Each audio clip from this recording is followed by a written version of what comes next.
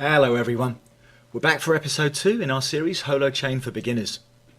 This episode will focus on GDPR as it relates to Holochain. First, I'd like to welcome all newcomers to our community. If you'd like to start fresh, there'll be a link to episode 1 in the description. Please be sure to like and subscribe, we plan to put out a lot of great content in the near future. Okay, what is GDPR? GDPR stands for General Data Protection Regulation. At its core, GDPR is a new set of rules designed to give EU citizens more control over their personal data.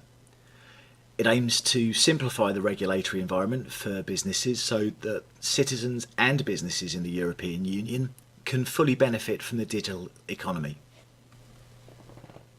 What is GDPR compliance?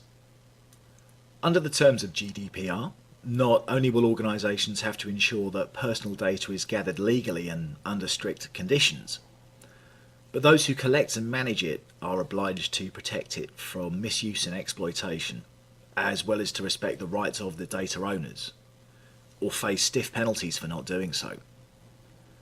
Now, GDPR came into effect as of May 2018.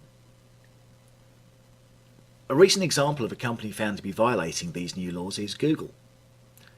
Google have been fined 50 million euros in January 2019 for their actions by the French data protection regulator, the CNL.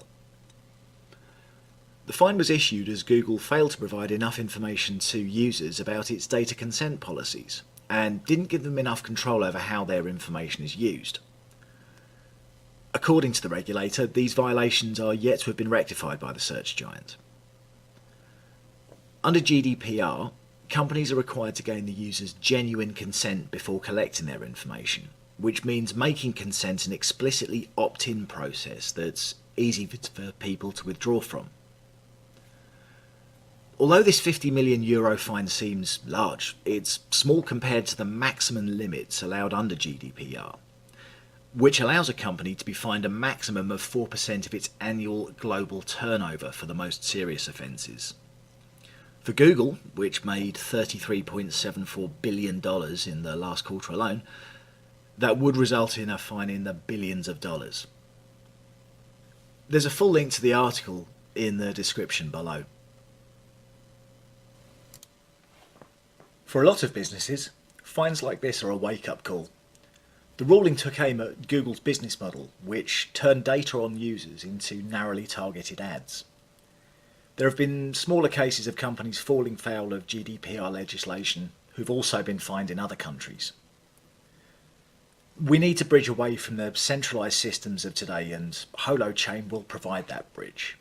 So let's talk GDPR as it relates to Holochain and Holo. Holo may have been the first internet company that was actually excited about GDPR.